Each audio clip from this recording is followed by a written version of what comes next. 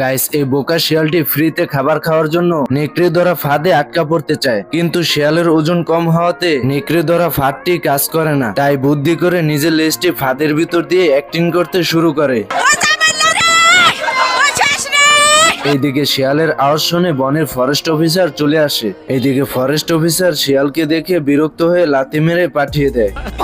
Guys, লাথি মারার কারণটা হলো ফরেস্ট অফিসারদের সিলভার কালার নেকড়ে পছন্দ, তাই শিয়াল থাকাতে লাথি মেরে পাঠিয়ে দেয়। এদিকে শিয়াল বুদ্ধি করে সিলভার কালার রং মেখে নেকড়ে ধরার ফাঁদে ধরা দেয়। এদিকে ফরেস্ট অফিসার শিয়ালকে নেকড়ে ভেবে নেকড়েদের খাঁচাতে বন্দি করে দেয়। এইদিকে শিয়াল নেকড়েদের সাথে থাকতে পেরে অনেক খুশি হয়। এরপর একটি নেকড়ে শিয়ালকে দেখে বলতে থাকে, আপনার গাঁজা খেতে হবে কেন? আমার রাত্রি ঘুমাইতে না, শ্বাসের সমস্যা নেই। শ্বাসের সমস্যা?